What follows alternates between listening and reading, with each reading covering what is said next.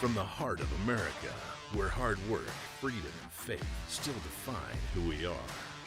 From the farms to the factories, from small towns to city streets, this is the fight for the soul of our nation. We're watching Democrats attack democracy. Do not be fooled.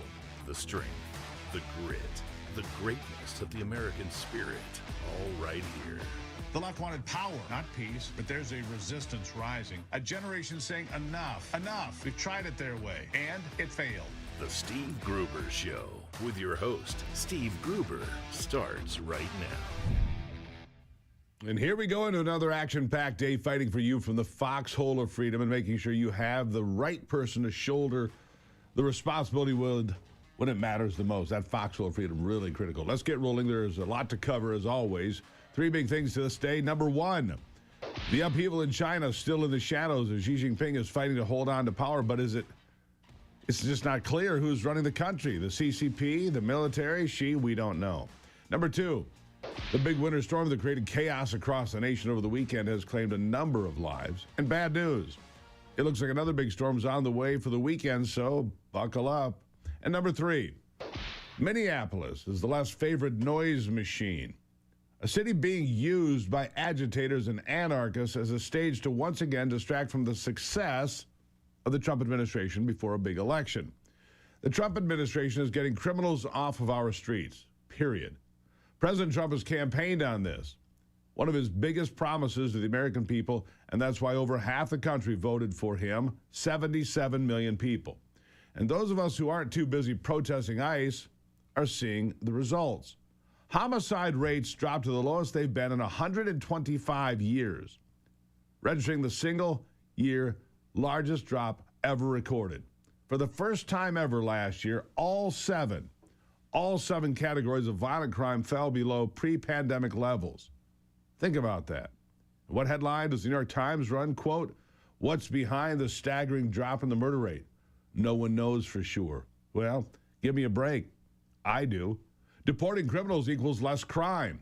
You don't need to be a rocket scientist to sort this one out. Apparently, you just need not to work for the broken down New York Times.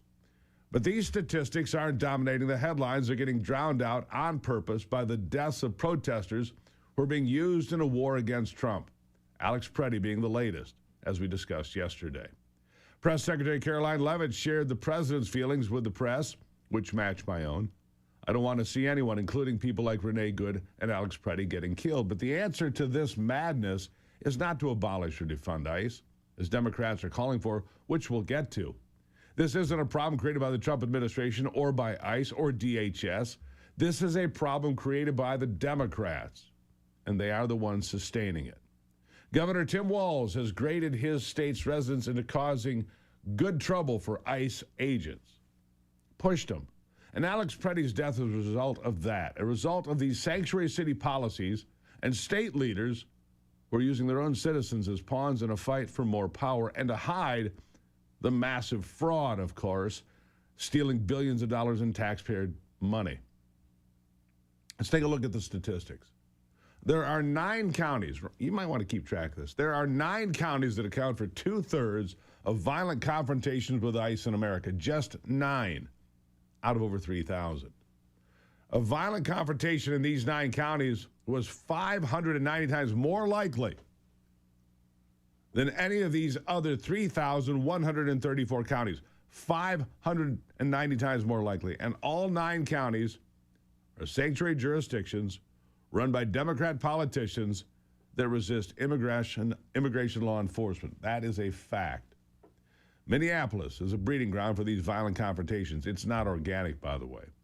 It's thanks to some very dishonest and incendiary messaging from leaders and from very well-organized and very well-funded resistance groups like ICE Watch. Where does that money come from? We'll get to that, too. What's happening in Minneapolis isn't just some grassroots protesting. It's a funded and well-trained insurgency. Use that word. These are insurrectionists.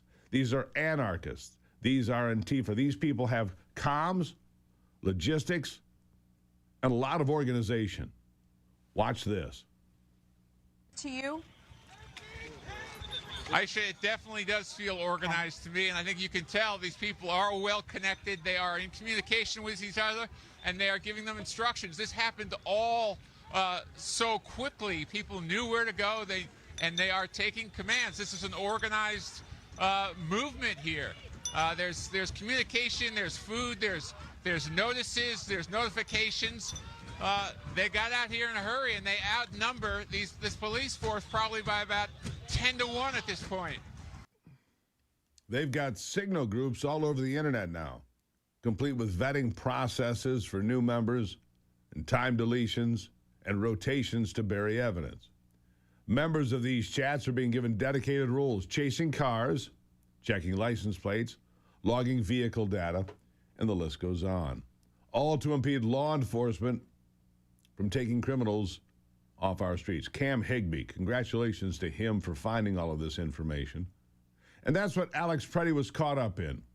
He was part of his neighborhood's ICE watch with the express purpose of impeding law enforcement, interfering, whatever it took, which, in case you didn't know, is a crime and becomes an even more serious crime if you're armed while doing it. Alex Preddy was licensed to carry, good for him.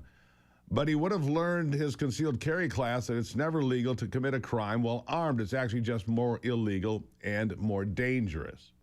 I see people on the internet trying to make a point that this is what the Second Amendment is for, fighting tyranny. But listen closely. Blocking or interfering with the enforcement of existing federal immigration laws isn't resisting tyranny. It's opposing federal laws that were enacted through the democratic process by way of the Constitution and that a president campaigned on upholding. Donald Trump explicitly ran on a platform of strictly enforcing immigration statutes, including deportations. The fact that certain local communities or groups like some in Minneapolis might disagree with those policies or didn't support the candidate who promised them doesn't make the laws any less valid or any less binding nationwide. Federal laws still apply everywhere, and obstructing their enforcement isn't heroic. It's actually going against the expressed will of the people, and it's obviously hypocrisy. Because during Barack Obama's presidency, his administration carried out millions of deportations through ICE, more than 5 million. He was called the deporter-in-chief from immigrant advocacy groups, something that he didn't campaign on. But Minneapolis didn't catch on fire those days. Now, did it? So why now? In part because Orange Man Bad cult. But I suspect that Minnesota Governor Tim Walz and Minneapolis Mayor Jacob Fry are enjoying all the distraction from the fraud that they've enabled. Here's DHS Secretary Kristi Noem pointing out that exact fact. These are not just agitators anymore, they're violent protests. In fact, the state and the city of Minneapolis abandoned this area in downtown Minneapolis because they couldn't control the situation by the amount of people that have come in just trying to disrupt and impede law enforcement operations. And, you know, frankly, this didn't turn violent until we uncovered the fraud in Minneapolis. We were there, ICE and CBP have been there and operating for years in Minneapolis. We saw the violence start to happen when the fraud became uncovered of the billions of dollars that was stolen from American taxpayers under the leadership of Governor Walz and Mayor Fry. Yeah. It's turned violent because Walz and Fry have been giving these agitators, these anarchists, these violent protesters the green light and the clearance to go ahead. We'll have more after the break. Good morning and welcome to it. It is the Steve Gruber Show.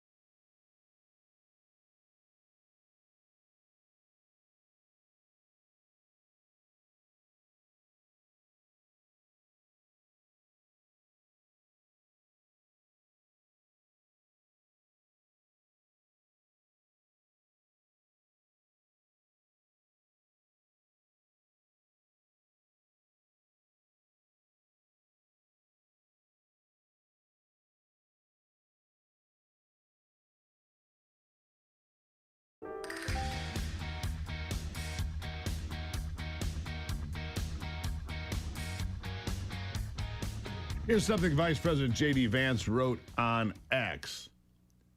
That, quote, a couple of off-duty ICE and CBP officers were going to dinner in Minneapolis. They were doxxed, their location revealed, and the restaurant was then mobbed. The officers were locked in the restaurant, and local police refused to respond to their pleas for help, as they have been directed to do by local authorities, including the chief of police in Minneapolis. He is an embarrassment. Vance hit the nail on the head when he continues, quote, this is just a taste of what's happening in Minneapolis because state and local officials refuse to cooperate with immigration enforcement. They've created the chaos so they can have moments like yesterday where someone tragically dies and politicians get to grandstand about the evils of enforcing the border. And Treasury Secretary Scott Bessent has his own story about Minnesota's willful negligence. Listen to this. Jonathan, it's a tragedy when anyone dies, but I can tell you the situation on the ground there is being stirred up by Governor Walz. I was out there 2 weeks ago. Governor Walz declined to provide a security detail for me to go into the Minnesota Capitol with the state police. So he is fomenting chaos because there is substantial waste, fraud, and abuse. My job as Treasury Secretary is to investigate that. And I think that this chaos that's going out there, and again, I am sorry that this gentleman is dead, but he did bring a 9mm semi-automatic weapon with 2 cartridges to what was supposed to be a peaceful protest. I think that there are a lot of paid agitators who are ginning things up, and the governor has not done a good job at tamping this down. Not at all. Tim Walz, worst governor in America. Like I said, this isn't a problem created by ICE or the Trump administration, because ICE is operating all over the country, not just in Minneapolis. People want to point fingers at the ICE agents, but we're not seeing altercations like this in red states or even in blue states. Deputy Attorney General Todd Blanche points that out here. I'm very confused about why the conversation is about what you're talking about, instead of focusing on what really matters, which is why in one city, in one place do we have these problems. We deport 10 times the number of illegal aliens out of Texas than we do out of Minneapolis. Why do we hear nothing out of Texas about any of the same problems that we have in Minneapolis? I'll tell you why. Because in Texas, we have the cooperation and support of local law enforcement so that we can do these operations safely, keeping U.S. citizens and others protected and safe. That is not what we have in Minneapolis. And the fact that it's the administration that's being blamed for the utter failure of leadership in Minneapolis is not right, it's not appropriate, But are and you it's also saying those not officers true. It is literally in everyone's interests, except the criminals, of course, for all politicians, Democrats, Republicans, independents alike, to condemn what's happening in Minneapolis, to be honest about the good work that ICE and DHS do now and have for years. But instead, Democrats are committing to a very familiar talking point, and that is defund the police, defund law enforcement. It was the worst idea ever, but they just can't seem to get away from it. Listen again. My last question, will it be worth it if Senate Democrats vote down the funding of ICE and therefore create a partial government shutdown as soon as the end of this week? Yes. The House Democrats, we overwhelmingly voted for that. Last week, the Senate Democrats should absolutely follow us because we need to make a powerful nationwide statement that the current situation is intolerable. Well, I'm not giving ICE or Border Patrol another dime, given how these agencies are operating. And I think that we should not be giving a dime more to ICE or CBP unless we have significant guardrails and accountability. So my view is there has to be dramatic change. I don't foresee this administration doing that at this moment. So I'm saying I won't provide any funding. Yeah, that's right. After causing the longest government shutdown in U.S. history just a few weeks ago, Democrats are willing to do it again and grandstand against funding law enforcement, specifically ICE and Customs and Border Patrol.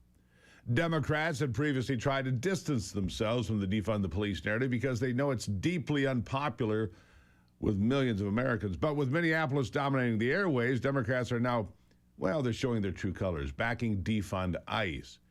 It's the same thing all over again, and it's just as ridiculous now as it was then. They're going to trigger another government shutdown over something that harms the American people. And it's going to be the same song and dance because Trump is not going to back down on this either. If Trump were to hit the brakes on ICE operations in Minneapolis, the left would treat it as a massive win. And it wouldn't stop there. It would spread. It would send a message nationwide that immigration enforcement can be bullied into submission. Once they see that protests and chaos can shut down ICE in one city, they'll try it everywhere. At that point, it's not the law or voters calling the shots. It's the mob rules. The mob deciding what rules matter and which elections they're going to ignore. And this is a mob I won't be listening to. I won't be taking a lesson on empathy and morality from a group of people who cheered when my friend Charlie Kirk took a shot to the neck in front of thousands of people and was executed in public. And neither should you. What if those who were once called conspiracy theorists turn out to be right again? A new study by Korean doctors claimed that COVID vaccines raise the risk of 6 cancers, including lung, breast, and prostate. Researchers analyzed health records for more than 8.4 million adults between 2021 and 2023, and their findings were published in Biomarker Research, a respected scientific journal.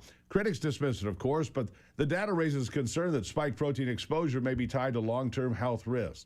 Dr. Peter McCullough has been aware of this since 2020, which is why he collaborated with a wellness company to create the ultimate spike detox, designed to help your body clear spike proteins, reduce inflammation, and support heart health. With natural ingredients like nattokinase, dandelion root, and bromelain, it is your daily proactive defense from a man-made virus. Don't wait until symptoms strike or something unexpected happens. Experience the only formula approved and used by Dr. McCullough, one of the top doctors who risked it all.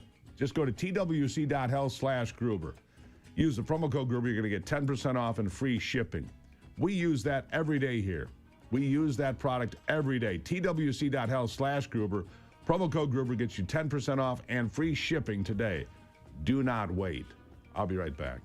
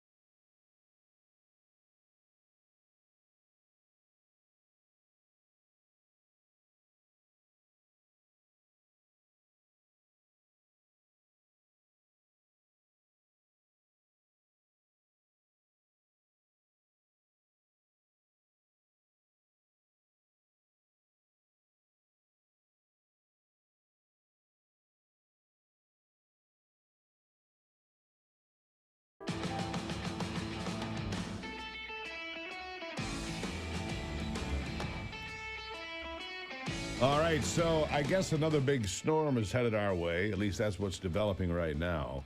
I'm not sure it's going to be as big as last week, but we're watching this because it's a big deal. A very big deal, in fact. And right now, every year they say the same thing going into winter. Every year, NOAA says the same thing. Ice cover on the Great Lakes is disappearing. Of course it's not. In fact, a couple of years back, I'm not sure which year it was exactly, there was a winter when about 98% of the lakes froze. It was almost an all-time record. Currently, Great Lakes frozen at 43%. 43% ice cover on the Great Lakes. Lake Erie is frozen solid and has been for a while now. If you like to ice fish, man, there it is. The walleye factory of the world. The walleye factory of the world. Personally, I don't ice fish. I can't drink that much. Ice fishermen are a different breed. I'll just tell you that. Remember grumpy old men?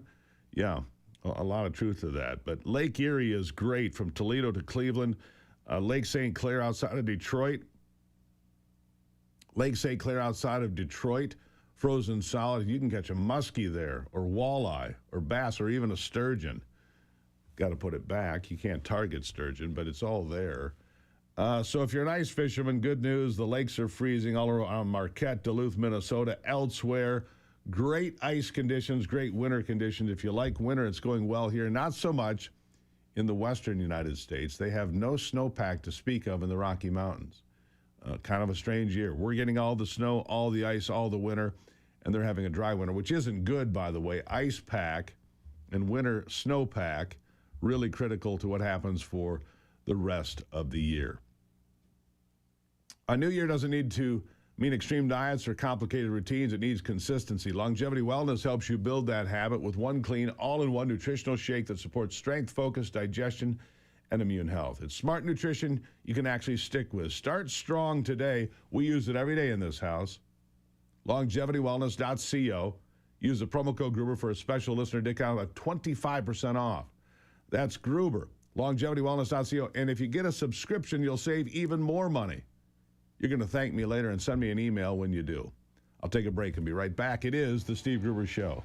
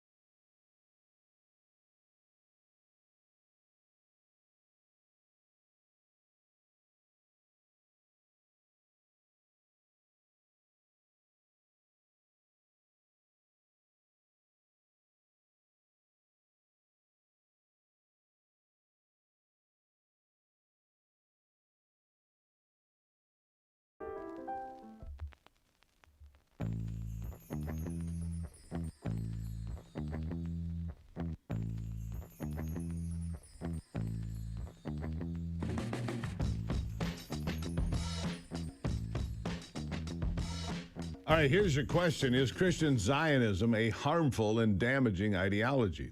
To listen to those on the left is a horrible thing. Get rid of the Zionists. Attack Christian churches. It happens about 8 times a week in this country, if you didn't know. More than 400 incidents in 2025. Jonathan Feldstein is the founder and president of the Genesis 123 Foundation. He joins me now. Jonathan, thank you for being here. Good morning and good afternoon, Steve. It's good to see you again. Let me pose the question to you. Is Christian Zionism a harmful and damaging ideology? That's what those on the left would have you believe in 2026. What are your thoughts? Well, remember, I'm an Orthodox Jew, so it's not appropriate to some degree for me to posit on what's theologically appropriate in Christianity. But the short answer is no. Christian Zionism, from my understanding and from every biblical read, is actual biblical reality. We did a webinar a week ago posing this question with a panel of experts, and the short answer is that God himself was a Zionist, and that's played out in Scripture. And we have to remember that Jesus, who was born a few miles from where I'm talking to you right now, and lived here in the land of Israel, he was a Jewish Zionist. So no, there's no theological problem, and nor is it a dangerous and damaging ideology. In fact, it's from my perspective, the fullest expression of Christianity. So why is there this sudden surge in anti-Jewish sentiment, anti-Semitic behavior, targeting of Christian churches? Is this just another symptom of the full-out attack on Western thinking and Western culture? Because that's the way it seems to me. You've got anarchists and Antifa and agitators that don't seem well educated, to be honest, attacking every foundational principle of this country and of all Western nations. What are your thoughts? Well, I think you hit the nail on the head. It is the foundational principle of the United States. Judeo-Christian values, we refer to it. These are biblical values. The one thing that I don't think is that we're seeing necessarily an increase of this anti-Jewish and anti-Christian expression. I think what we're seeing, and you said it so well in the introduction, Steve, is we're seeing an increase in the permissiveness of this. 10 years ago, this wouldn't have been permissive. 15 years ago, we wouldn't have thought that churches would be attacked like this, that synagogues, that people couldn't even go to a Jewish event in their own synagogue without being hassled, much less campuses shut down. And we're seeing the permissiveness of this, which I think is becoming kind of like a rolling stone. It just picks up more momentum, and that's got to get shut down. So how do people like you and me and those listening push back against this?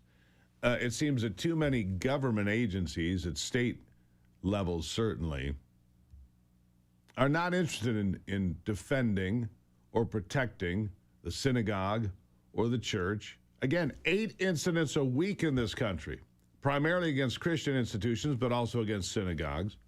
Anti-Semitic behaviors we witnessed during 2024 was out of control. Jews on campuses were held up in libraries and other places, barricaded in to protect themselves from raging mobs. This is not okay in America.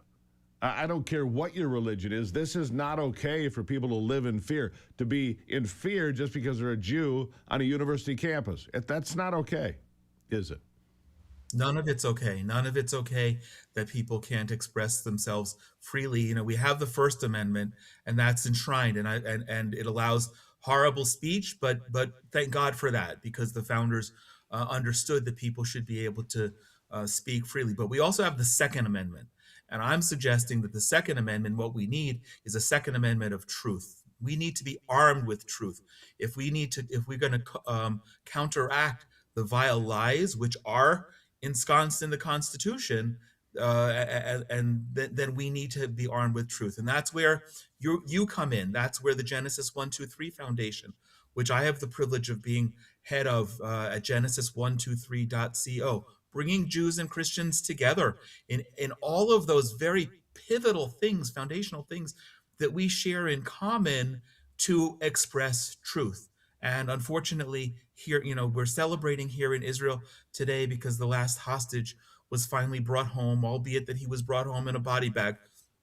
He was brought home yesterday. But the last 2 years and 4 months has been an assault on the truth. And what we need to do is arm ourselves, just like in the Second Amendment, with truth and counteract the lies. Yeah. It seems that there are too many in government, all too willing to look the other way, all too willing to try to rationalize these ideas that somehow pro-Palestinian protesters have rights and those that disagree or have a different point of view have no rights at all. Oh, I see that as a result of that, some universities lost funding in different places. Financial pressure is a good step, but what about the police departments that allowed students to be blocked into libraries and elsewhere? What about police departments in Minneapolis who stand down and let federal agents be assaulted and put themselves in harm's way? That only happens in Minneapolis, by the way, but these other incidents have happened across the nation. And then you look at Europe. You talk about free speech and so forth. There is no free speech in Europe anymore. You can be arrested if you put up a pro-Jewish post on Facebook. You can be arrested in the middle of the night because it's offensive comment to somebody. You can be stopped. You can be frisked. You can be put in jail for your opinion in Europe while they flood themselves with people from outside their continent into country after country. Is Europe even Europe anymore? I was just going to say, Steve, Americans need to look at Europe and say, if we're not real careful, America, I'm so proud as an American citizen celebrating 250 years, but it's shocking to imagine that in our 250th year that we can witness the devolution, devolving, I guess is the word, of America the same way that's happened in Europe. Europe is not what it used to be, and I don't know that it ever will be again. And that's scary on a whole host of levels. But if it's gone, if Europe will never be the same again, and it's not just expressing truth and expressing pro-Israel, pro-Jewish, and pro-Christian sentiments in Europe, it's also expressing anything that would be, God forbid, an offense to Islam or their prophet or their God. And you and I can say that here now, but in Europe, you'll have a fatwa against you and a death sentence. And we need to push back. We just have to push back because Europe is the canary in the coal mine for what America can become. And Jonathan, we must continue to talk about it here on programs like this one, where we do on a very regular basis. I appreciate you being here and putting light on the truth. And the truth is, we cannot be victims. We must stand up, be bold. There could be a price to pay, and there certainly will be, but we've been there before, too. Jonathan, thank you. God bless you, Steve. Good to see you. God bless you. All right, we're going to take a break. When we come back, are you protected in your own home? Are you protected in your own home? That is the question that I'll pose to my next guest. I'll be right back. It's the Steve Gruber Show. Nice to see you on a Tuesday.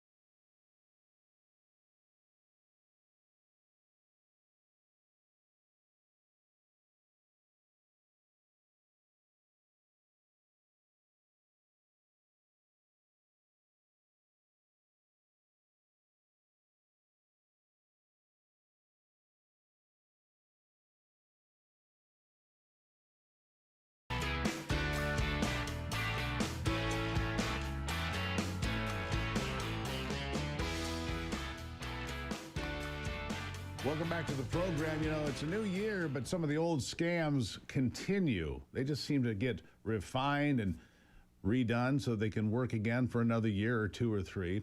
One of those is the theft of your home. Now, I know some of you don't really take this too seriously, but I want to share a story with you. The story of a woman who was disabled, who was taken advantage of, whose home was stolen right out from under her. Not literally, but the equity. Listen to this story. HNN investigates how the family of a disabled Waianae woman lost hundreds of thousands of dollars to a forged deed scheme. It's just one example of people getting ripped off by title theft, Daryl Huff reports. Betsy and her husband lived here on this 1 acre lot in Waianae until he died and she was disabled by Alzheimer's and dementia. Family members rushed to sell the property to generate money for her care. But sadly, the title thief got there first. The title thief got there first. That's in the state of Hawaii. Join me now, Natalie Dominguez, the title theft education specialist for Home Title Lock. Natalie, nice to see you again. Sorry to start the new year with such a downer of a story, but look, if you don't protect yourself and one of your loved ones needs money and all of a sudden you find out the hard way, there's no money there because somebody scammed your mom or your grandmother. Wow, what a horrible lesson to learn. Mm-hmm.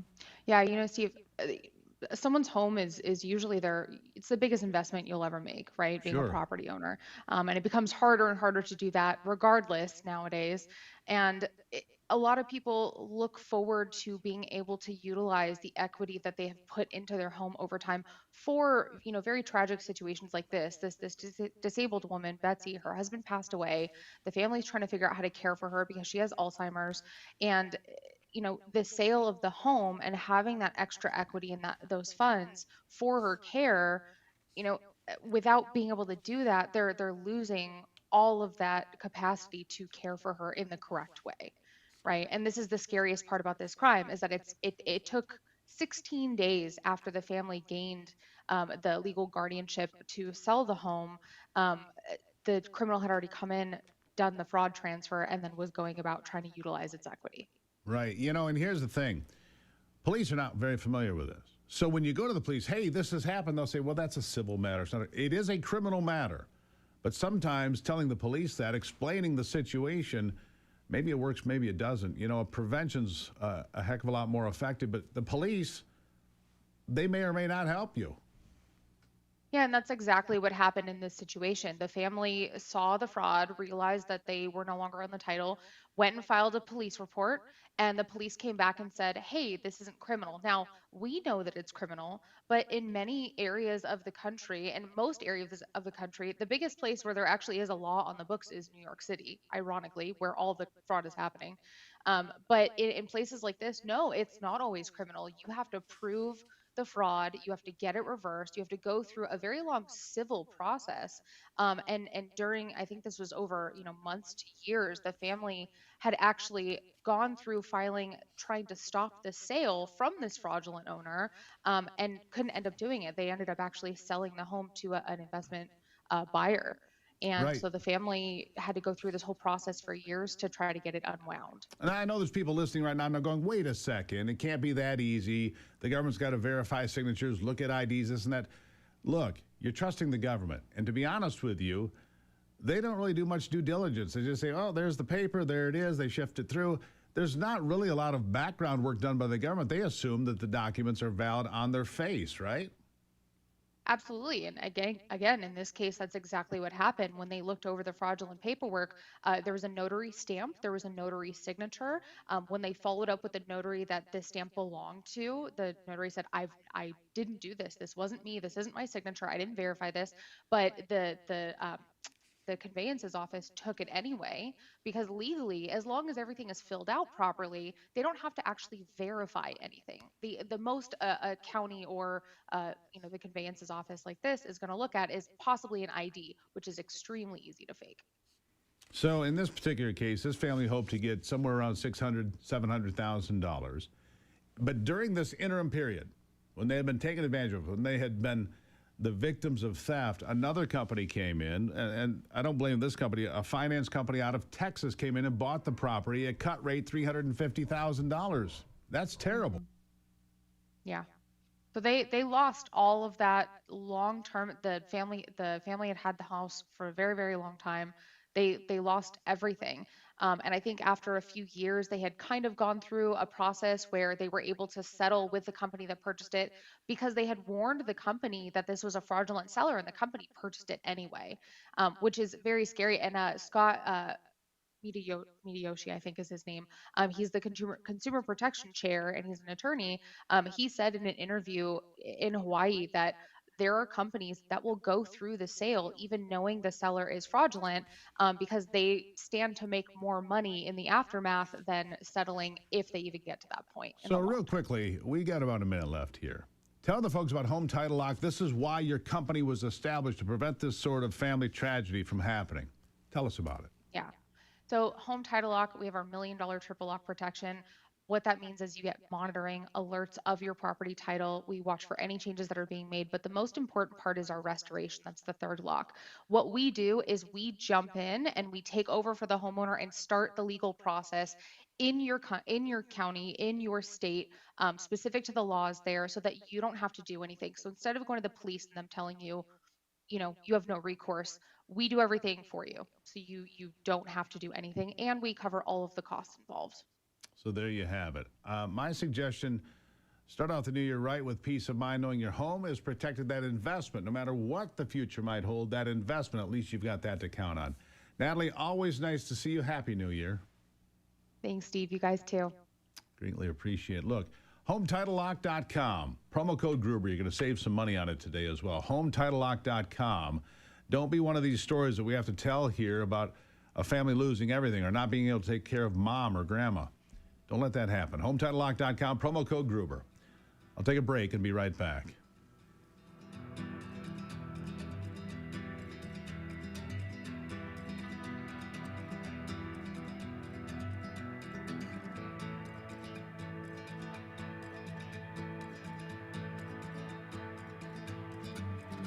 Struggle.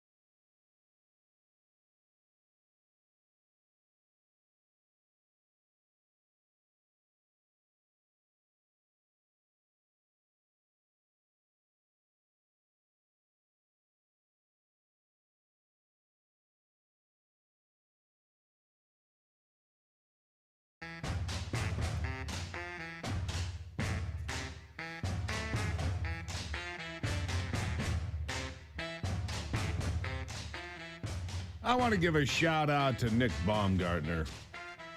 I don't know Nick, but I know of Nick. He's a Youper from Michigan's Upper Peninsula. He's a Youper. Won a gold medal in the Winter Olympics last time around. Yeah, gold medalist in snowboarding, right?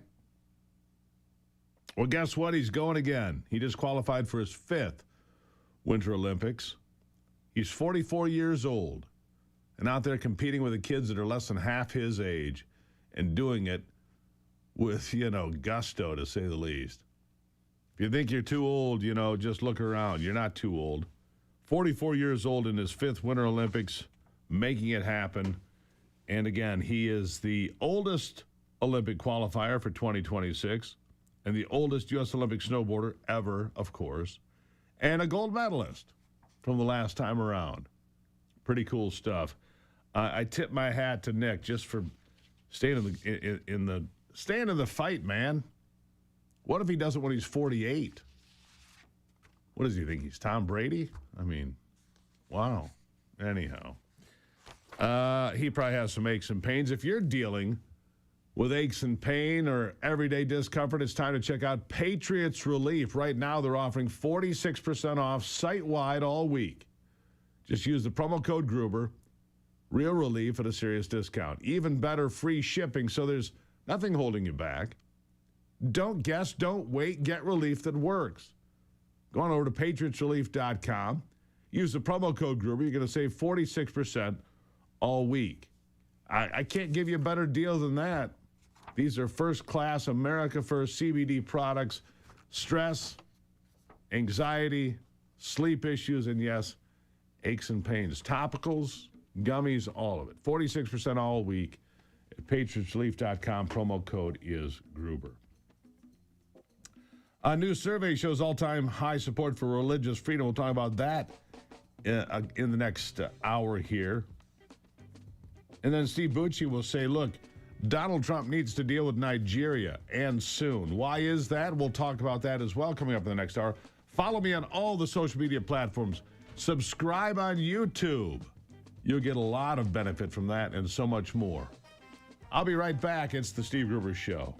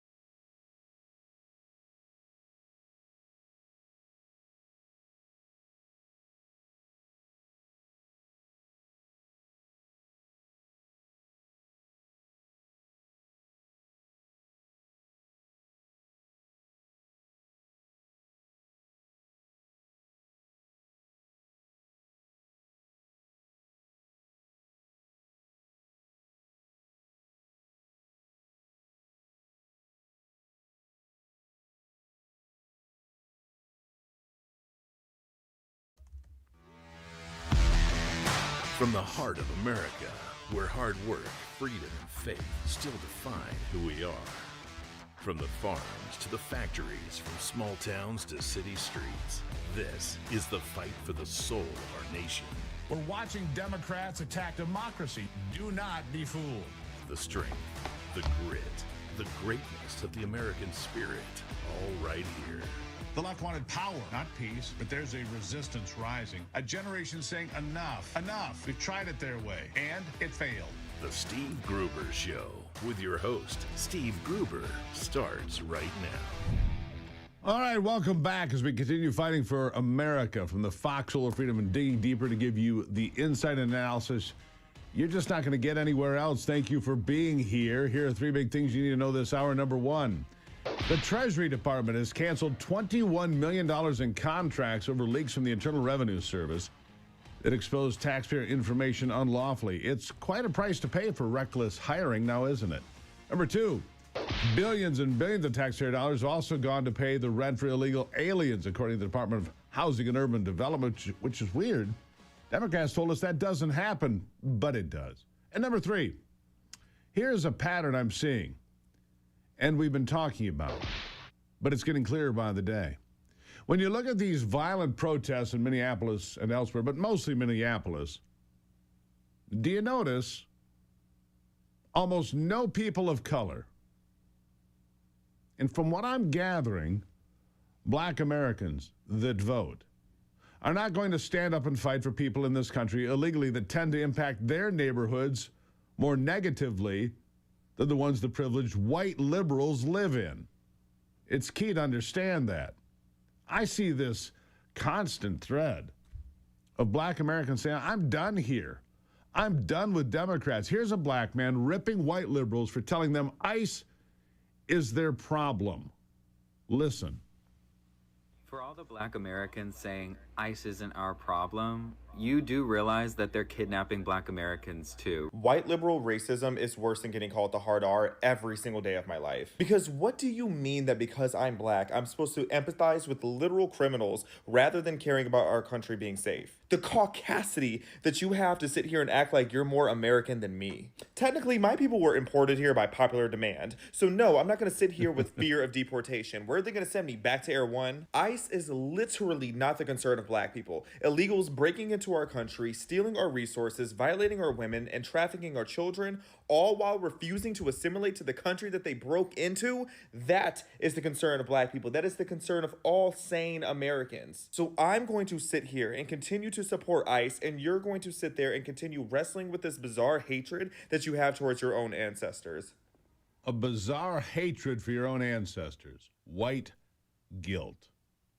I don't have that concern. I've never owned a slave. Don't condone slavery, though there's more on the planet today than there's ever been in world history. Why don't we ever talk about that? Rob Smith, smart guy, another black man, an influencer. He's all over social media. He says to black people, don't get involved with this. Don't get involved with ICE. It's not your fight. It's not. And that's why there's no black folks at these protests. Almost none. I saw one in all the footage I've seen. One. Here's Rob Smith. Right, black folks, I don't know any other way to say this, but you need to stay out of the way of a lot of things that are happening in this country right now that do not concern you. And there are a lot of them. There are a lot of things that are going on right now that do not concern you. They're none of your business. They're not about you. Now, there are some people out there that want to make a lot of these things about you so that they can use your voices and they can use your bodies and they can use your platforms and they can use you in all of these different ways to go fight their battles. And what I'm telling you is to resist the urge, because I promise you that these people that want so badly for you to get out there and fight these battles are not concerned with you. These people do not care about you. And I'm not just talking about the ICE protests. I'm talking about a lot of different things that are happening right now that a lot of people are going to want to use your voices and your talents and your skills and your platforms to speak out against or you have to, stand firm with these group of people, or you have to stand up against ICE, or you need to do this, or you need to do whatever. Mind your black business in this era. Mind your black business. Make your black money. Take care of your black families. Take care of your black selves. And let these people fight their own battles for once. Yeah, let these people fight their own battles for once. Lord Palmerston's playbook, a guy who hated America and set this playbook in action back in the 19th century. We'll be talking about him in a couple of days here, British guy, and how it all ties together. But it seems black America is rejecting this whole attack on ICE. This whole idea of deporting illegal aliens does not sit well in the black community at all. And remember, black people have been primarily Democrat voters until the last cycle, when they began to migrate to the man in the red hat. Listen. So do y'all notice who isn't at these ICE protests / riots? Black people. Yeah. We're not going to be used anymore for your white liberal agenda that continues to use minority communities for your pet projects of trying to prove your sense of virtue and value to others. Yeah, we're finished with that. So please, stop it with these emotional ploys that are trying to beg black people to come out and join you in defending our communities. Yeah, our communities aren't illegal immigrant communities. Illegal immigrants who come into this country, they don't respect us, first of all. Our tax dollars are being wasted on them thanks to you white liberals, who we've been noticing for quite a long time have deputized yourselves as the overseers of all politics related to black people. Yeah, he's not buying it either. Here is a bow on all of it from the black community. Enjoy this one. Let me be clear. If ICE comes to my town, I have 4 words for them. How can I help? Y'all have a good night. How can I help? With a big smile on his face. By the way, last night, agitators were arrested outside a Minnesota hotel. The same group of unruly mobsters, anarchists, Antifa, radicals, violent protesters showed up at a hotel. They were arrested because their gathering was declared illegal. Spring Hill Suites by Marriott, Maple Grove, Minnesota. They began cuffing and dragging because they were sick of it. Not Minneapolis, Maple Grove, Minnesota, outside the city. You see, when law enforcement does its job, people stay safe. Things don't get broken. That's how it's supposed to work. Cooperation between local, state, federal authorities. That's why you don't see this in Texas. Or even here in my state of Michigan, we have a Democrat governor. Don't see it here because the chief of police in Detroit wouldn't stand for it, as an example. Law enforcement, I support you. Most of us support you. Keep doing the hard work. We'll be back. It's the Steve Gruber Show.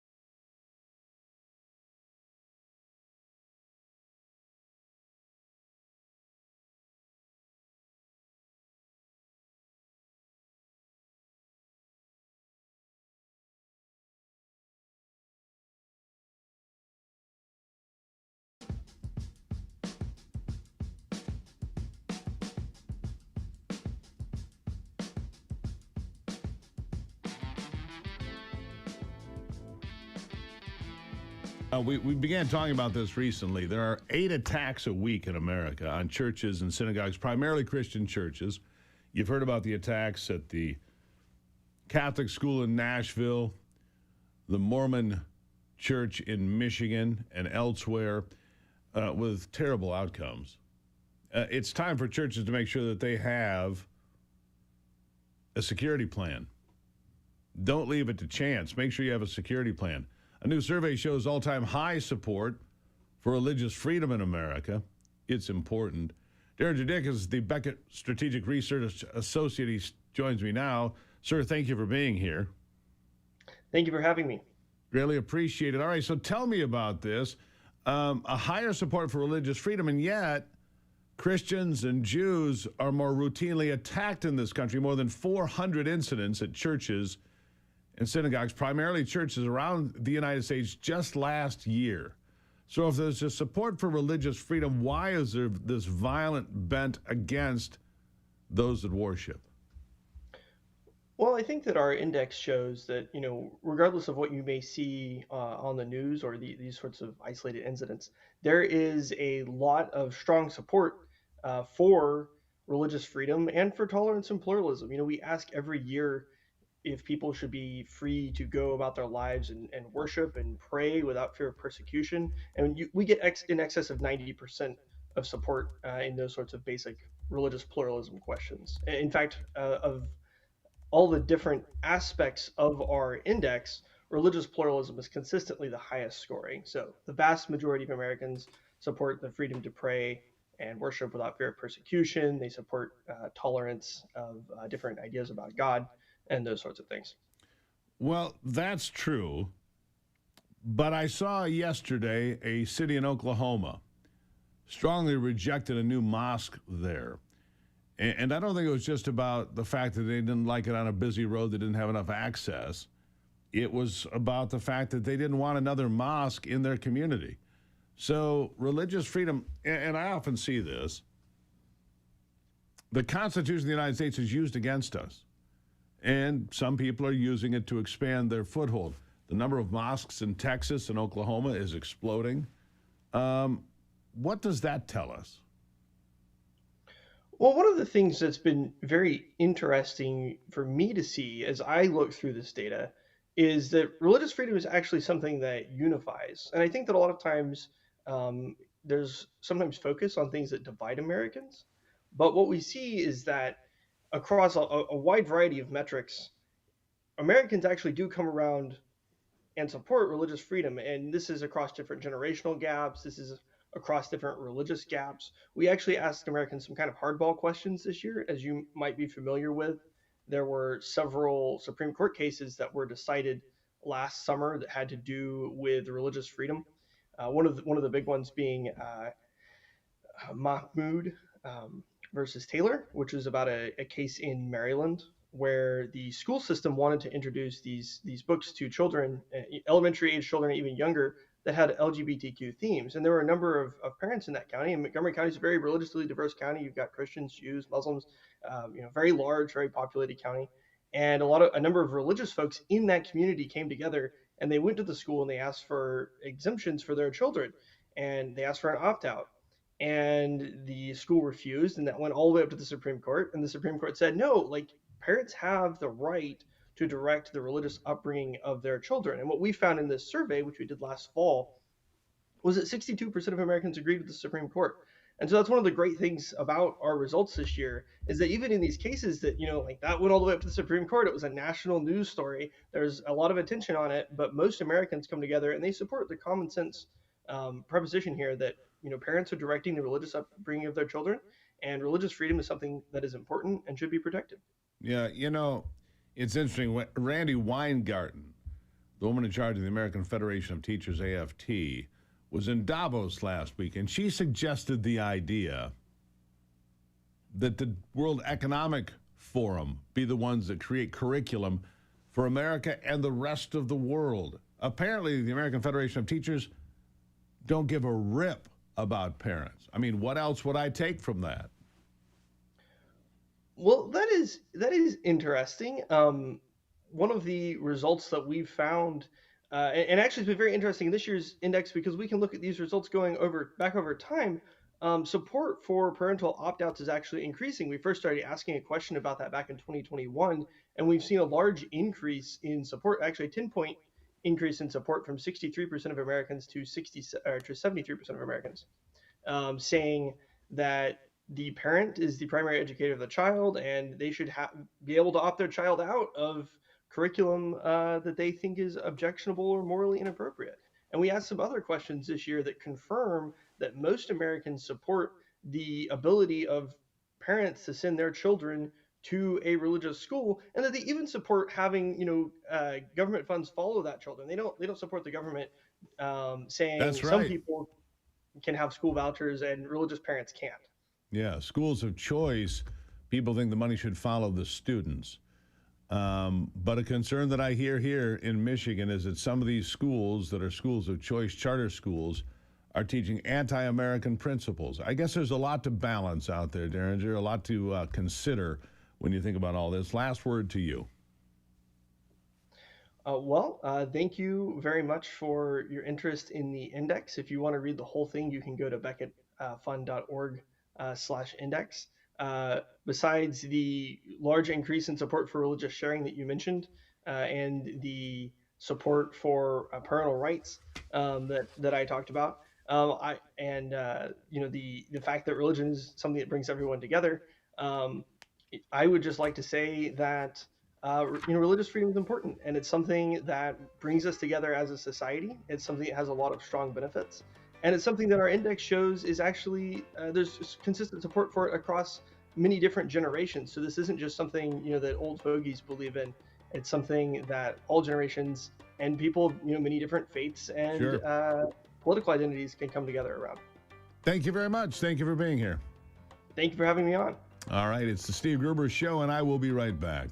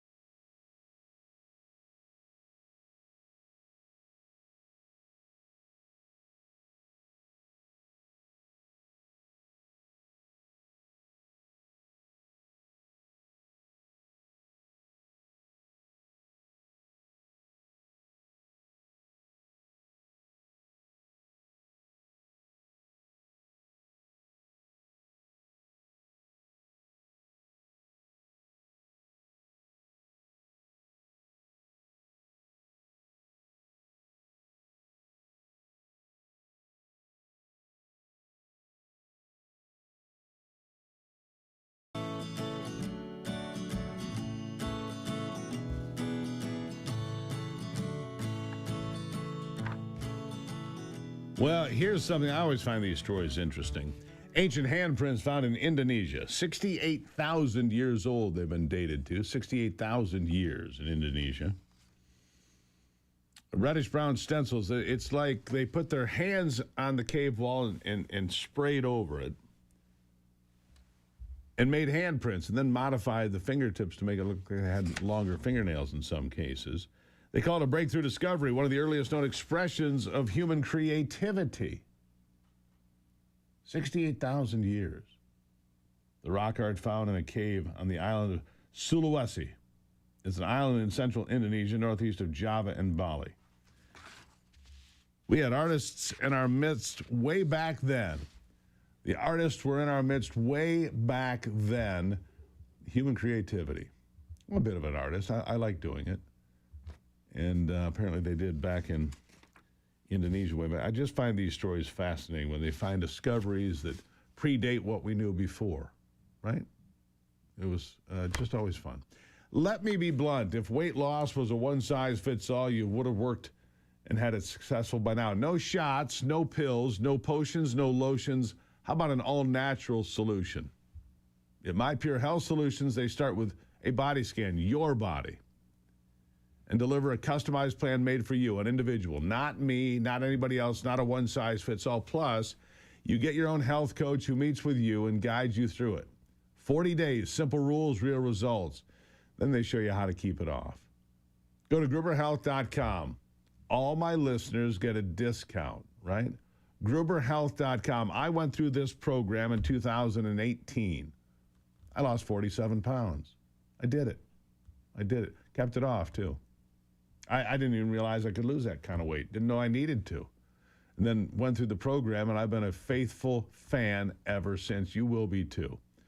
gruberhealth.com. You'll see some really cool pictures of me when you go to that website.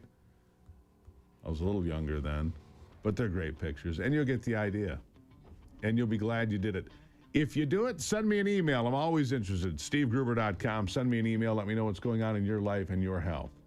I'll be right back.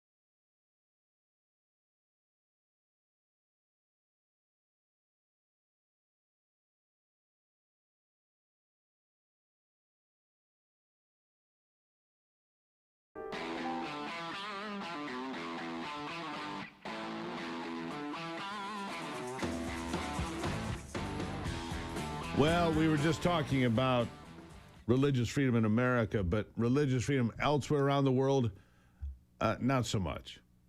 Nigeria has been the focus of Christian annihilation, churches burned, people murdered by the thousands over the last few years. Donald Trump said it has to stop or he'll do something about it. Nothing so far of significance to stop it. Joining now, Steve Bucci, visiting fellow at the Heritage Foundation. Steve, nice to see you again. What do we need to do here to protect Christians in Nigeria? Well, the president has taken some big steps forward. I've known about the religious persecution there through contacts that I had when I lived in Washington back about 15 years. So this is not a new development in Nigeria, unfortunately. But in the last few years, it's gotten a lot worse than it has been before. And as a result, uh, instead of doing business as usual, back in December, when the leader of Nigeria came for a White House visit, President Trump kind of ambushed him and said, "You are allowing persecution of your Christian community in your country, and it's going to stop, or we'll do something to stop it." At the time, the left went crazy and went, "Oh my gosh, how could he be so rude?" Uh, but then shortly after that, the Nigerian government contacted ours and said, "We need some help. You're right. What can we do?" And then just before Christmas, we had two big strikes there in Nigeria, American Tomahawk missiles fired from ships that took out several Boko Haram camps, really put some meat to it as far as hitting the Islamist terrorists who've been doing this stuff. And the Nigerian government cooperated with that, with intelligence and other things, and they have now put into place some internal structures to emphasize the fact that every Nigerian citizen will be protected in their right of freedom of religion, as opposed to in the past where it was pretty iffy, particularly for the Christian community. So we're making a lot of progress. Nigeria is the giant of Africa, Steve, and uh, getting them on board will not only be beneficial for the Christian community there, but for as an example for the entire continent, which is a pretty enormous step forward. Yeah. Here's the thing. It seems that Donald Trump uses military might when needed. He also uses financial coercion. He'll pull financial strings that really makes a difference. And that's happening as well in Nigeria. Here's my question, though, Steve. I think I might have asked you this before. We see this happening in Nigeria. Similar things are happening in Lebanon, less publicized. Lebanon was a Christian nation in 1975. Now it's about 40% Christian. And they're being run out, and they are being murdered. Why no interest in stopping the slaughter in Lebanon? Right now, I'm sure President Trump has an interest in it, but right now we do not necessarily have the kind of ability to influence them that we used to and that we would like to have going forward. We are working with the Israelis, who have stood up for several different minority groups, the Kurds, and some other folks in Syria and in Lebanon. Uh, we're working with them to try and influence it, but we haven't had the ability to directly do it that we were in Nigeria.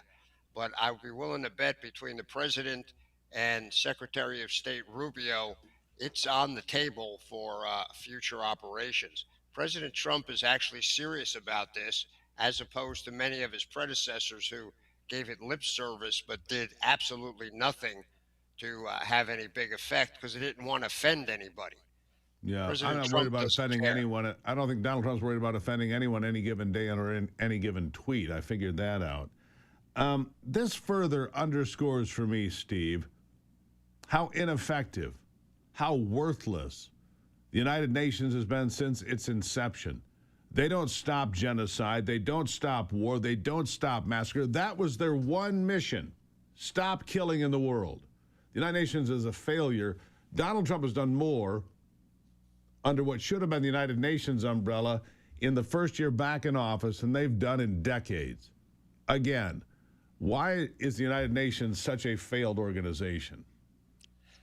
Mainly because we've allowed it to become much like the EU and other big bureaucratic style organizations we've allowed it to become sclerotic. I mean, it's just in paralysis. It's become a jobs program for minor bureaucrats from around the world who don't have any particular interest in solving problems. They just have an interest in continuing their own involvement, their their place at the trough, if you will. And President Trump has recognized that. His new peace council has a lot of those bureaucrats very concerned because they're like, whoa, whoa, wait a minute. This looks like it's trying to circumvent the UN. And yeah, that's exactly what he's trying to do because the UN has failed massively with regard to Gaza, but also in these other places, as you point out, they are just not solving the problem. And we've seen lots of cases where they're part of the problem. So this president is determined to move the ball. You might not like the direction he's going, but a lot of us do.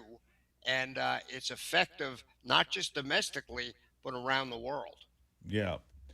It is the Trump doctrine, and mostly what he's moving toward, and I think he should. He has upset the world balance, not just with the United Nations, not just with protecting religious and Christian communities that are being destroyed, but he's pulling back to an idea of the Monroe Doctrine, where you have spheres of influence, but we don't fund every foreign war going forward. We don't do regime change on the other side of the world. We don't spend American treasure and blood on the grounds of places that most people can't find on a map.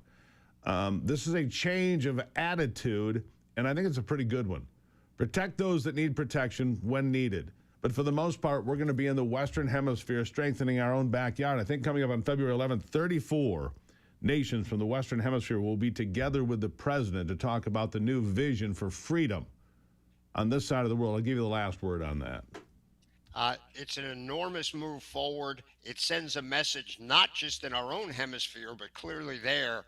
It sends a message around the world that this president is going to look very imaginatively of how to engage on these things. If it takes a stick, he'll use a stick. If it takes a carrot, he'll use a carrot. He prefers the deal, but if you don't cooperate with the deal, you're going to get hammered. Not with an invasion, right, but there's going to be a price to pay for not cooperating with that agenda of freedom, open market economies, and just a behavior that fits into the community of nations. That's an enormous step forward. The community of civilized nations. Iran may soon feel that sledgehammer again, I believe. We'll see, Steve. We'll have to wait and see. Thank you for being here. It's my pleasure. Thank you for having me back. Steve Boo, Chief, visiting fellow Heritage Foundation. I'll take a break and be right back.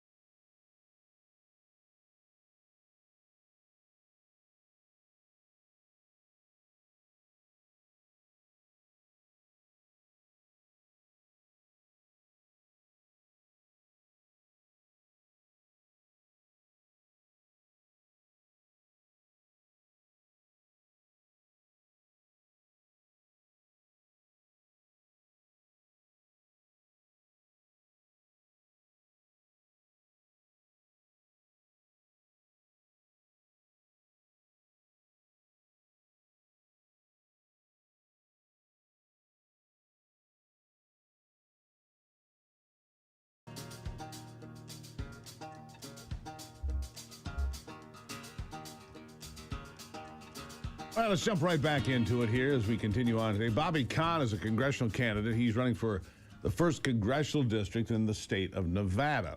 That in of itself, maybe not that most interesting, but this is.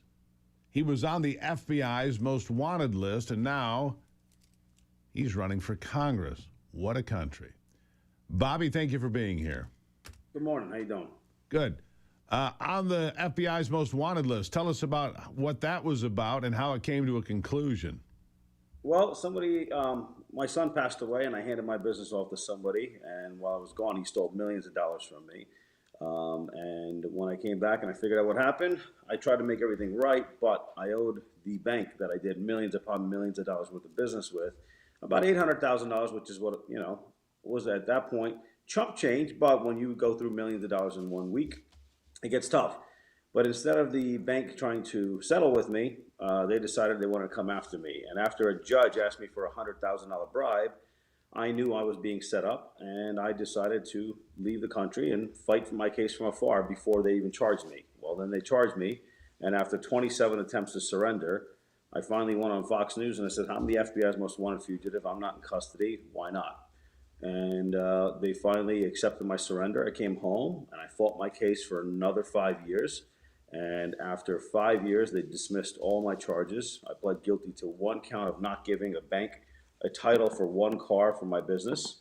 And I started my life all over again. Man, that's quite a story. Where did you go when you were out of the country? I went to Dubai. Of course you did. Why wouldn't you? Nice place. All right. So after all of that and being used like a doormat by the federal government, look, the old saying is you can't fight City Hall, but you can if you have to, if you have no other choice, and you did, and you did it in an effective way. There's a backstory. Go ahead. Sorry about that. There's a backstory. They tried coming after me when I was 24 years old, and I beat them. I walked away. Oh, so they had a grudge. They had a grudge, and they came after you again. That's the backstory, right? Yep. Yeah. All right, so now your platform built on reform. Pretty good idea based on your life history. Zero taxes for veterans, honoring service, lifting unnecessary financial burdens, no taxes on gambling winnings, that would be nice, keeping more of Nevada's money in Nevada's economy, true prison reform, turning incarceration into rehabilitation and opportunity, not just punishment, economic opportunity for all, including a fair wage of hiring of nonviolent offenders, giving people a second chance in America, which most Americans believe in second chances, don't they? Yes, they do. So what else? What's it going to take for you to win? Well, I mean, obviously, it's going to take, the publicity part is great. I mean, I'm reaching 22 million people a month. I mean, I am reaching independents, Democrats, Republicans. They're all coming out to my events. My events are unlike any other political event that you're seeing. I mean, this is becoming a movement. Something I started off as the underdog candidate, and now basically the other thing is I'm not taking any PAC money, so I just need regular donations from everyday working men and women. Because my agenda is a common sense agenda. And I launched my agenda after watching what happened to me, watching what happened to President Trump, Roger Stone, and everybody else that got persecuted. And if you don't bow down and kiss the ring, they're going to try taking you down. And while I was watching all that happen, I realized that we as a nation have been sold out, and we're forgetting the people that made America what it was. And America is no longer the country that I grew up in, a country that I was proud of because we were the manufacturing capital of the world. We had the best roads, the best buildings, the best everything. So my agenda is focused on making sure that America is back to what it used to be and the superpower it is. Because I got to tell you the truth. When I came back from Dubai, my kids looked at me and said, Dad, America looks like a third world country. And when you hear some kid tell you that because they were in Dubai and they come back and see that, that's a shame because we were never a third world country. We were the nation that everybody wanted to be. Let me ask you this. Donald Trump is currently trying to beautify one of the things he's doing, Washington, D.C. He brought in the National Guard. Violent crime has plummeted. In fact, 2025 saw the greatest decline in violent crime in recorded history since we've been keeping stats. Isn't it interesting? Yep. You start throwing out illegal aliens, you block the border and put border control back in place, and violent crime plummets, murder, rape, Violent robbery. And in the nation's capital, this is a great point your son made. He wants to turn Washington, D.C. into a beautiful city, a world-class city. It's a pretty good idea, isn't it? But isn't that what Washington wanted too? I mean, because that's the city that everybody sees when they come to our country, right? All the world leaders that come to Washington, D.C., that's what you see. But if you come here and you see crime and it's riddled with homelessness and all that, it's not a great sight to see, especially when these countries are coming from emerging nations. Absolutely true. All right, Joe. So if people are listening to you right now, you're reaching 22 million people. We'll give you a few more today. How do they find you? BobbyConForCongress.com or on Instagram, Real Bobby Con. All right, sir. I wish you well.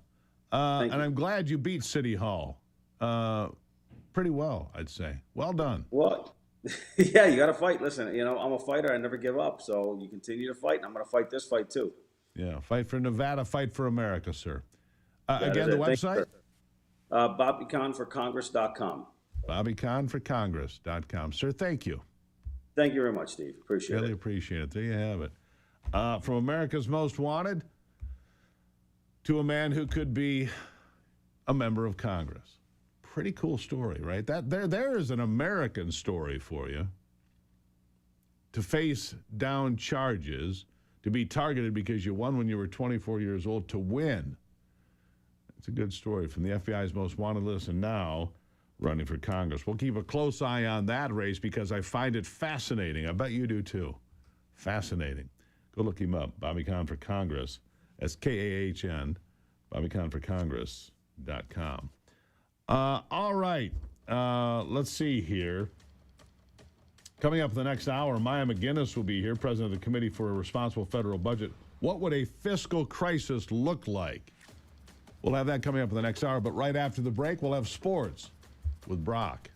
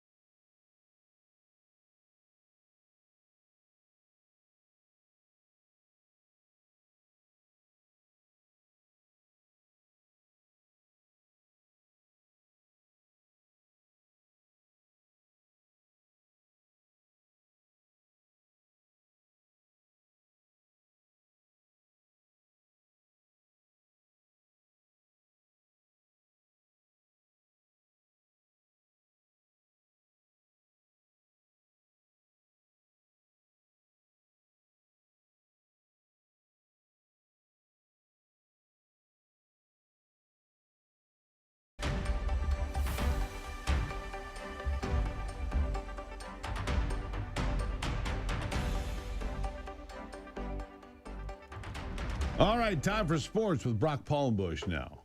With a look at sports, I'm Brock Palmbush. There were two notable games in men's college basketball last night.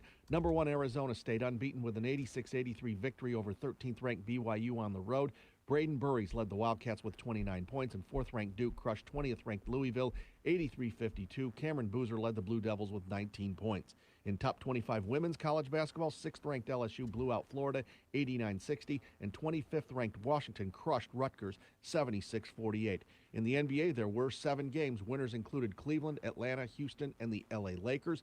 In the NHL, there were 4 games last night. Winners were Tampa Bay, the New York Islanders, the New York Rangers, and Edmonton. And at the Australian Open in Melbourne, third-seeded American Coco Gauff was upset in the women's quarterfinals by 12th-seeded Alina Svitolina 6-1, 6-2 in 59 minutes. That's a look at sports. Back to you, Steve. All right, Brock, thank you for that. Man, I'm watching the weather. We're going to have a lot of cold weather. It is going to be cold here for an extended period of time in the eastern half of the United States. All right, in the eastern half of the United States, the weather's going to remain cold, which means the Great Lakes are going to continue to freeze over. Lake Erie, if you're an ice fisherman, if you're that nutty, I think the scariest sound in all of outdoors, of all the places I've been, all the things I've seen, which is a lot, the scariest sound in all outdoors is the sound of ice cracking under your feet. Whew, that'll stop your heart. You're like, I'm telling you, it's scary. Remember, if you drive out on a lake, little pro tip for you. If you drive out on a lake with your truck or your car or your snowmobile and you find a weak spot in the ice and your truck, your car, your snowmobile goes through the ice, it's not covered by insurance. And in Michigan, I'm sure it's true in other states as well, it is your financial responsibility to remove said vehicle, whatever it may be, from the bottom of that lake. And you have a short time frame to do it. Otherwise, you start getting fined by the state you have put the car through the ice. Driving on the ice, not covered by insurance. Keep that in mind. Don't take the new Suburban out there. You might lose her. That would be a problem. All right, we got a lot to cover coming up in the next hour. State Representative Joe Aragona will be here. So Maya McGinnis coming up.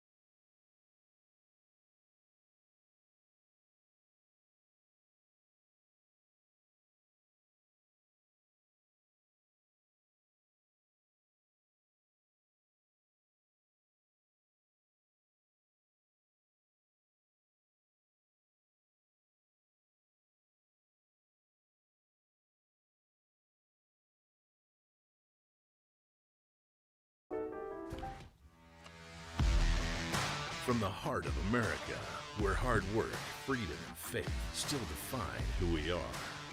From the farms to the factories, from small towns to city streets, this is the fight for the soul of our nation. We're watching Democrats attack democracy. Do not be fooled. The strength, the grit, the greatness of the American spirit, all right here. The left wanted power, not peace, but there's a resistance rising. A generation saying enough, enough. We've tried it their way, and it failed. The Steve Gruber Show with your host, Steve Gruber, starts right now.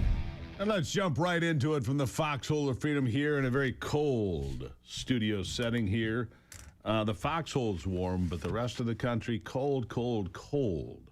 And it's only going to get worse for another week or two. You can look for Great Lakes ice cover to exceed 60-70% in the next week or two. Watch that to happen. Here are three big things you need to know this hour. Number one, CEOs of Target and other Minnesota-based companies are saying, please, law enforcement, work together, stop the chaos. Number two, Alyssa Slotkin says, Michiganders see themselves in Minneapolis protests. Weird, I don't see myself in those protests. And number three, here's something I've been looking into for a couple of days, and here's a fabulous article from my news team over at Michigan News Source. All right, this is the way I see this. The shooting of Alex Preddy in Minneapolis may in fact be lawful, but tragic at the same time. Two things can be true at the same time. And the reason I say that is this. The loaded handgun officials say Alex Preddy brought with him to scene of the fatal Minneapolis shooting early Saturday was a Sig Sauer P3 29mm. That name may sound a bit familiar to some Michigan residents. And that's because the P320 sits in the same family of pistols as the M18. That's the model Michigan State Police adopted. And Michigan News Source scrutinized very closely in August of 2025. They're essentially the same platform. The M18 is a military-specific variant of the Sig Sauer P320. I bring this to your attention because there have been a lot of questions about this particular firearm. The Sig Sauer 320 is widely used by civilians and U.S. law enforcement, including immigration and customs enforcement. The model has also been the subject of more than 100 complaints alleging it can fire without the trigger being pulled. Photos of Preddy's gun appear to be a 320 AXG Combat, a high-end custom variant of the pistol. Rob Dorr, he is the president of the Minnesota Gun Owners Law Center, who also serves as general counsel for the Minnesota Gun Owners Caucus, and he has said online, I see nothing that Mr. Preddy did that was unlawful. He also posted on X Saturday night after analyzing the videos, and I saw this too. After analyzing the videos, he writes, I believe it's highly likely the first shot was a negligent discharge from the agent in the gray jacket after he removed the SIG from Preddy's holster while exiting the scene. That's the way it looks to me. That the officer has the gun pointed down and it goes off into the pavement. Now, these are only allegations about the 320. I don't know about the veracity of the claims, except claims have been made. Now, I can say this. A negligent discharge is generally defined as a firing of a firearm caused by carelessness or failure to follow basic safety precautions. An unintentionally discharged firearm may have prompted another border agent to fire on Preddy because what had happened, he was on the ground, resisting arrest, struggling with officers. One of the other officers yelled, gun. After that, they heard a gunshot. And all bets are off the table. So Preddy was not cooperative. He was interfering. But may not have been a threat to the officers at the time. But they heard a gunshot. That's the way it appears to me. I've been working up to this, and now I have some substantiation from the guy in charge of the Minnesota Gun Owners Association. The SIG P320 platform has spent years dogged by lawsuits, complaints, and allegations of uncommanded discharges. These are in the lawsuits, not my words. Firearms allegedly firing without a trigger pull. Police officers, civilians, even military-linked incidents have all fueled the controversy. Sig Sauer flatly denies the claims, insisting the gun is safe and only fires when the trigger is pulled. Courts, juries, and injured plaintiff have not always agreed. The lawsuits overwhelmingly center on the P320 platform as a whole. The issues alleged involve potential design flaws leading to discharges from drops, holstering, or movement. Long-simmering questions about this firearm might come to the surface at this point. I don't know. I did see a video online 48 hours ago of a guy demonstrating that he could make this particular firearm fire by having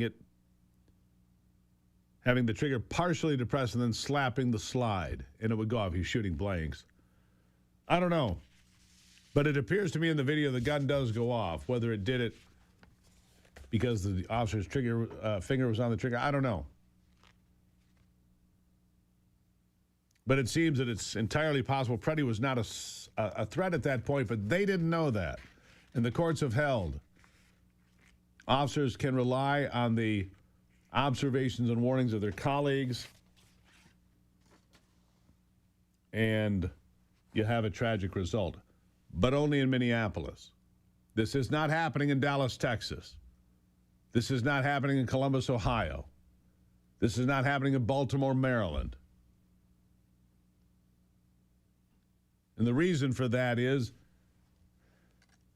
it seems to me the politicians of Minnesota have basically declared war on the federal agents doing their jobs. They didn't do that, of course, during Biden's administration, when 6,500 illegal aliens were arrested by ICE and CBP in the state of Minnesota. This didn't happen when Barack Obama was president, and more than 5 million illegals were deported from this country. And he gave Tom Homan a medal for the work he was doing in 2015.